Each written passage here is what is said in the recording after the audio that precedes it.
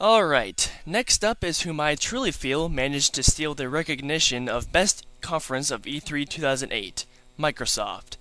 While they may not have necessarily wowed us with much, let's face it, this year didn't really wow us at all. The operating system juggernaut of North America delivered what they needed to, despite a couple questionable announcements.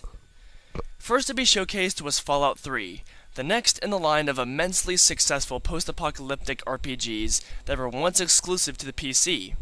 Now it's coming to Xbox 360, and more specifically, 2277 Washington, D.C. The demo itself didn't look incredibly exciting because of the lack of ongoing action, but it's probably not entirely representative of what will be the final product.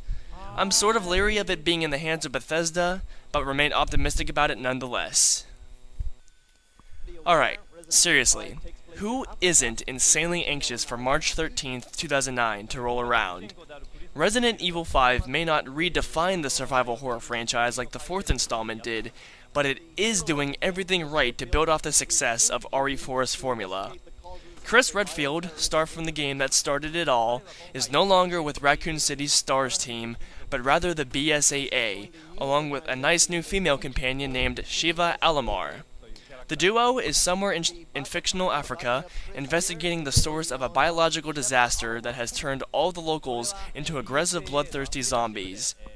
The same claustrophobic feel from RE4 is back with regards to the droves of enemies, and those crowds have increased in size and capability. That also means better weapons and hand-to-hand combat for Chris and his buddy. So with upgraded action, more complex enemies, a dynamic light and darkness system, not to mention two-player online co-op and what promises to be a content-filled campaign, who's gonna complain? I'm sure not. Then comes Peter Molyneux on stage to pimp up October's Fable 2. He claims that the game is finished, so he was there to do what I just said. The events take place 500 years after Fable, looks quite gorgeous, and in similar fashion will follow your story as you grow from a child into a full-blown hero with your own family. Co-op is supported over Xbox Live, a welcome addition, and the ambient orbs actually allow anyone to instantly pop into your world, given that the player has the game too. Good stuff, and hopefully it turns out. Following that was Epic's Gears of War 2. Now frankly what we saw wasn't exactly different from what we know the series to be already, but that's hardly a bad thing. Marcus and Dom still use kick-butt automatic weaponry, the intuitive cover system, and enjoy a wide array of means to take it to those nasty locusts. This sequel promises to be bigger, longer, badder, and bloodier than anything Unreal Engine 3 has ever put out before. Couple that with co-op of its own, expanded online competition, and the 5-player supported Horde mode, and we're in for a treat come November 7th. That's why my verdict stems from the very number in this game's title. Xbox Live became the topic of many an announcement over the next several minutes, and the first revelation ended up being new media partnerships. NBC, Universal Studios, MGM Grand, and Constantine Film will supply exclusive content to Live's TV and movie download service. Even Netflix has joined the mix, so if you have an account with them, enjoy being able to handle your queue and watch your rentals straight from your Xbox, not to mention you can share those viewings with your buddies. Oh, and it would seem that Microsoft's response to PlayStation Home is a major 360 dashboard update. Coming this fall, it will heavily simplify the GUI with just 5 basic overlapping images. It will also come with Live Party that allows up to 8 to share their media and gaming experiences, along with Xbox Live Primetime that will allow us to star in America's most popular game shows, starting with 1 versus 100. Even real prizes are going to be involved. So this stuff is very nice, but those 3D avatars look like the love child of Holmes models and Wheeze Me's, and they're not at all satisfying to look at.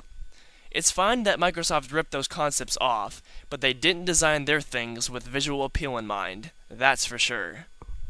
To end off the online stuff, new arcade titles such as Geometry Wars 2, Galaga Legions, a South Park game, and Portal Still Alive were announced and shown in trailer form, and the announcement of Xbox Live community games should make XNA programmers ecstatic. Good stuff all around. From the music genre, Guitar Hero World Tour and Rock Band 2 were talked about. They both should feature great music tracks and be as fun as ever for those that love this party gaming phenomenon. Finally, you know that when Yoichi Wada, the president of Square Enix, appears on stage, it's pretty serious. This moment brought us release confirmations for Infinite Undiscovery on September 2nd, Star Ocean The Last Hope for Spring 2009, and The Last Remnant, also now for PC, on November 20th, 2008. It was rather yawn-inducing to wait for him to speak such simple English, which made his presentation last about 5 minutes longer than it needed to, but it was great to hear this news nonetheless. But Mr. Wada's announcements weren't quite finished, were they? No, they sure weren't, and it was evident that when the Squeenix representative returned to the stage, Microsoft had indeed saved their best for last. To the utter dismay and paralyzing shock of every PlayStation and RPG lover out there, the company finally divulged that after months and months of rumor-mongering, the next-gen debut of the company's most prized franchise, Final Fantasy, is indeed coming to the Xbox 360. Better yet, though, it's a version that will be exclusive to the North American and European territories, as Japan is getting the PS3 build that's been in the works for years. Final Fantasy XIII is no longer under Sony's iron grip, and I can only imagine how humiliated they feel right now as a result. Truly, if I had 3 thumbs, I would easily stick this revelation with such a number. But since I can't, I'll do you one better. This is epic in every sense of the word. So Microsoft has quality upcoming software, some plausible updates to Xbox Live, and easily the most brow-raising surprise of E3 with the announcement of Final Fantasy XIII. In my eyes, if you own a functional and reliable Xbox 360, I know, haha, right, you couldn't have picked a better time to be in your position. This is going to be a great rest of 2008 for Xbox fans, and I can't wait for next year as well.